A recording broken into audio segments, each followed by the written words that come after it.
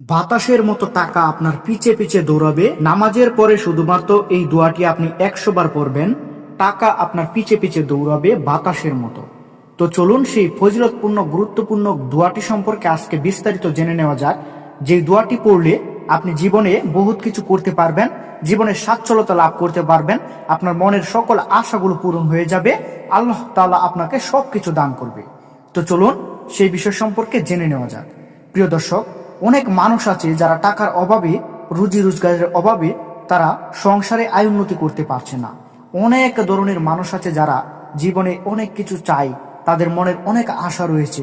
কেউ একটু বড়লোক হতে চায়, কেউ একটু ভালো পড়তে চায়, কেউ একটু ভালো খেতে চায়, কেউ একটু সমাজে সচ্ছলভাবে চলতে চায়, কিন্তু তারা পারছে না শুধুমাত্র একমাত্র টাকার অভাবে। তাদের ঋণ লেগে আছে, ঋণের অভাবে তারা যে টাকা ঋণ লয়েছে সেই টাকার ঋণ তারা যে ইনকাম করে সেই ইনকামের টাকা ঋণ দিতে দিতে শেষ হয়ে যায়। তো আজকে আপনাদের মাঝে এরকম একটি আমলের কথা বলবো, যে আমলটি করলে, যেই দোয়াটি আপনি পড়লে আল্লাহ তাআলা আপনার ঋণগুলো পরিশোধ করে দিবে এবং আপনি অনেক টাকা আপনি স্টক করতে পারবেন, ব্যাংকে জমা করতে পারবেন, অনেকগুলো টাকার মালিক আপনি হয়ে যাবেন ইনশাআল্লাহ। এই দোয়াটি যদি আপনি নিয়মিত পড়তে পারেন, আপনি যদি, আমি এখন যেই নিয়মে আপনাকে বলে দিব, এই নিয়মে যদি আপনি দোয়াটি করতে পারেন ইনশাআল্লাহ আল্লাহ তাআলা আপনাকে দান করবে, আপনি যা চাইবেন তাই পাবেন, মনের সকল আশা পূরণ হয়ে যাবে। অনেক মানুষ আছে যারা আমার বলে দেওয়া নিয়মে আমল করে না, যেই নিয়মে বলা হয়েছে ওই নিয়মে আমল করে না, যার কারণে তারা ফলও পায় না। তাই আপনাকে অবশ্যই সঠিক নিয়মে আমলটি করতে হবে, সঠিক নিয়ম বুঝে আপনাকে সঠিক সময় আমলটি করতে হবে। তাহলে আল্লাহ রব্বুল আলামিন আপনার দোয়া কবুল করবে এবং আপনার মনের আশাও পূরণ করবে ইনশাআল্লাহ। আপনি যা চাইবেন দোয়া করে তাই পাবেন। আপনাকে অবশ্যই একটি কথা মনে রাখতে হবে, সঠিক নিয়মে সঠিক সময় আমলটি করতে হবে। তো অনেকে আছে সঠিক নিয়ম জানে না, সঠিক নিয়ম কখন সেটাও বুঝে না। কোন দোয়াটি সেটি হয়তো অনেকে জানতে পারে, অনেকে জানে যে এই দোয়াটি করলে এরকম এরকম ফল পাওয়া যায়, কিন্তু এই আমলটি সে কখন করবে, কোন সময় করবে, কিভাবে করবে, এই নিয়ম সম্পর্কে সে জানে না, যার কারণে সে ফলও পায় না। তাই অবশ্যই জানতে হলে এই ভিডিওটি সম্পূর্ণ দেখতে হবে, সম্পূর্ণ না দেখলে আপনি কিছুই বুঝতে পারবেন না। তো চলুন জেনে নেওয়া যাক। প্রিয় দর্শক, দোয়াটি হচ্ছে সুবহানাল্লাহি ওয়া বিহামদিহি, সুবহানাল্লাহিল আযীমি ওয়া বিহামদিহি আস্তাগফিরুল্লাহ। প্রিয় দর্শক, আমি এই দোয়াটি আবার আপনাকে বলছি, সুবহানাল্লাহি ওয়া বিহামদিহি, সুবহানাল্লাহিল আযীমি ওয়া বিহামদিহি আস্তাগফিরুল্লাহ।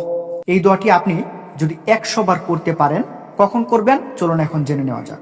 প্রিয় দর্শক, এই দোয়াটির অর্থ হচ্ছে আল্লাহ তাআলার পবিত্রতা বর্ণনা করছি এবং তার প্রশংসার গীতির সাথে তাকে স্মরণ করছি। মহান আল্লাহ তাআলা পবিত্রতা বর্ণনা করছি এবং তার প্রশংসার বর্ণনার সাথে আল্লাহ তাআলার নিকট ক্ষমা প্রার্থনা করছি। প্রিয় দর্শক, এই দোয়াটি আপনি প্রতিনিয়ত ফজরের নামাজের আগে, মনে রাখবেন, প্রতিনিয়ত ফজরের নামাজের আগে কিংবা পরে, আপনি এই দোয়াটি ফজরের নামাজের আগেও পড়তে পারবেন এবং পরেও পড়তে পারবেন। তবে দোয়াটি আপনাকে পড়তে হবে 100 বার।